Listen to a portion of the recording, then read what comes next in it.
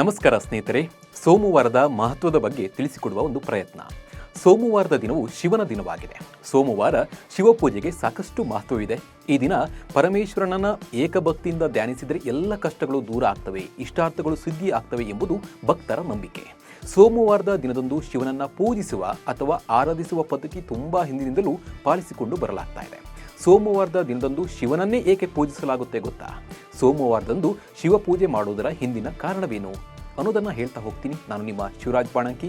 ನೀವು ಸುದ್ದಿಯಾನದ ಸಬ್ಸ್ಕ್ರೈಬರ್ ಆಗೋದನ್ನು ಮರಿಬೇಡಿ. ಹಾಗೆ ಕೊನೆ ತನಕ ವಿಡಿಯೋವನ್ನು ನೋಡಿ.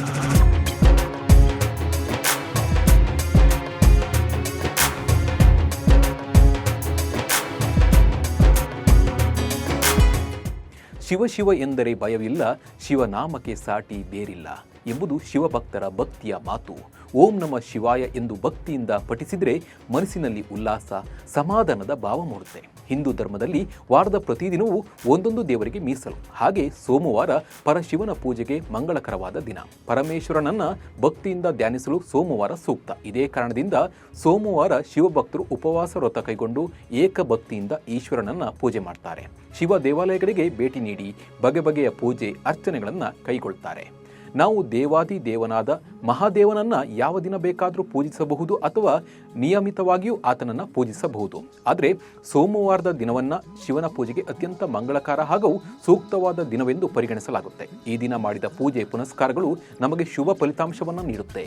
ಅಷ್ಟು ಮಾತ್ರವಲ್ಲ, ನಾವು ಸೋಮವಾರದ ದಿನದಂದು ಮಾಡುವ ಪೂಜೆ ಪುನಸ್ಕಾರಗಳಿಂದ ಶಿವನು ಪ್ರಸನ್ನನಾಗ್ತಾನೆ ಎನ್ನುವ ನಂಬಿಕೆ ಇದೆ. ಸೋಮವಾರದ ದಿನದಂದೇ ನಾವು ಏಕೆ ಶುಭ ಪೂಜೆಯನ್ನ ಮಾಡಬೇಕು ಎಂಬುದನ್ನು ತಿಳಿದುಕೊಳ್ಳೋಣ ಬನ್ನಿ. ಹೆಚ್ಚಿನವರಲ್ಲಿ ಸೋಮವಾರದ ದಿನದಂದು ಏಕೆ ಶಿವ ಪೂಜೆಯನ್ನು ಮಾಡಬೇಕು ಎನ್ನುವ ಪ್ರಶ್ನೆ ಸೃಷ್ಟಿಯಾಗಿರಬಹುದು. ಈ ಪ್ರಶ್ನೆಗೆ ಅಥವಾ ಗೊಂದಲಕ್ಕೆ ಉತ್ತರ ಆ ದಿನದ ಹೆಸರಿನಲ್ಲಿಯೇ ಇದೆ. ವಾಸ್ತವವಾಗಿ ಸೋಮವಾರ ಎನ್ನುವ ಪದದ ಅರ್ಥವೇ ಸೋಮ, ಅಂದರೆ ಶಿವನ ಜಡೆ ಕೂದಲಿನಲ್ಲಿ ಅಲಂಕರಿಸಲ್ಪಟ್ಟ ಚಂದ್ರನೆಂದರ್ಥ. ಸೋಮ ಎನ್ನುವ ಪದವು ಇನ್ನೊಂದು ಅರ್ಥವನ್ನು ಕೂಡ ನೀಡುತ್ತೆ. ಈ ಅರ್ಥದ ಪ್ರಕಾರ ಸೋಮ ಎಂದರೆ ಶಾಂತಿ ಎಂಬುದಾಗಿದೆ. ಇದು ಶಿವನ ಶಾಂತಿ ಸ್ವಭಾವವನ್ನು ಸಂಕೇತಿಸುತ್ತದೆ. ಇನ್ನೊಂದು ಕಥೆಯ ಪ್ರಕಾರ ಶಿವನನ್ನ ತನ್ನ ಪತಿಯನ್ನಾಗಿ ಪಡೆಯಲು ತಾಯಿ ಪಾರ್ವತಿಯು 16 ಸೋಮವಾರಗಳ ಕಾಲ ಕಠಿಣ ತಪಸ್ಸನ್ನು ಮಾಡಿದ್ರು. ಇದರಿಂದಾಗಿ ಭಗವಂತನು ಸಂತೋಷಪಟ್ಟನು ಮತ್ತು ಅವಳನ್ನು ತನ್ನ ಪತ್ನಿಯನ್ನಾಗಿ ಪಡೆದನು.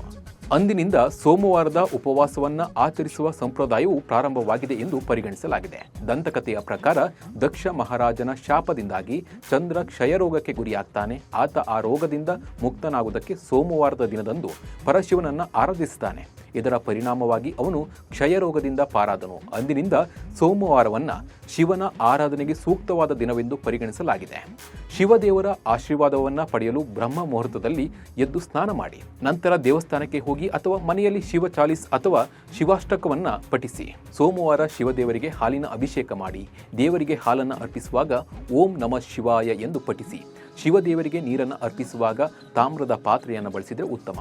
ಸೋಮವಾರ ಬಿಲ್ವಪತ್ರೆಯ ಮೇಲೆ ಶ್ರೀಗಂಧವನ್ನು ಹಚ್ಚಿ ಅದನ್ನು ಶಿವಲಿಂಗಕ್ಕೆ ಅರ್ಪಿಸಿ. ಶಿವದೇವರ ಕೃಪಾಶೀರ್ವಾದವನ್ನು ಪಡೆಯಲು ದೇವಸ್ಥಾನದಲ್ಲಿ ಶಾಂತ ಸ್ಥಳದಲ್ಲಿ ಕುಳಿತು ಓಂ ನಮೋ ದಂಡಾಯ ಸ್ವಾಹ ಎಂಬ ಮಂತ್ರವನ್ನು ಜಪಿಸಿ. ಹೀಗೆ ಮಾಡಿದರೆ ಶಿವನ ಒಲುಮೆಯನ್ನು ಪಡೆಯಬಹುದು ಎಂಬುದು ನಂಬಿಕೆ.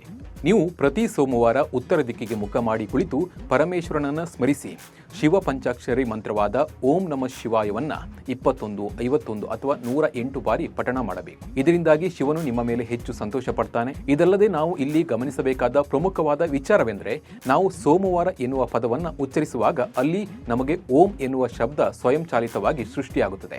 ಈ ಓಂ ಎನ್ನುವ ಶಬ್ದವು ಕೂಡ ಶಿವನಿಗೆ ಸಂಬಂಧಿಸಿದ ಶಬ್ದವಾಗಿದೆ. ಅಂದರೆ ಸೋಮವಾರ ಎನ್ನುವ ಹೆಸರಿನಲ್ಲಿ ಸಾಕ್ಷಾತ್ ಪರಶಿವನೇ ಅಡಿಗೆ ಕುಳಿತಿದ್ದಾನೆ ಎನ್ನುವುದು ನಂಬಿಕೆ. ಇದಿಷ್ಟು ಸೋಮವಾರದ ಮಹತ್ವ. ಪ್ರತಿ ವಾರ ನಿಮ್ಮ ಮುಂದೆ ಇಂಥ ಒಂದೊಂದು ದೇವರ ಕಥೆಯನ್ನು ತೆರೆದಿಡುವ ಪ್ರಯತ್ನವನ್ನು ನಾನು ಮಾಡ್ತೀನಿ. ನಿಮಗೆ ವಿಡಿಯೋ ಇಷ್ಟವಾಗಿದ್ದರೆ ಶೇರ್ ಮಾಡಿ, ಲೈಕ್ ಮಾಡಿ. ನಮಸ್ಕಾರ.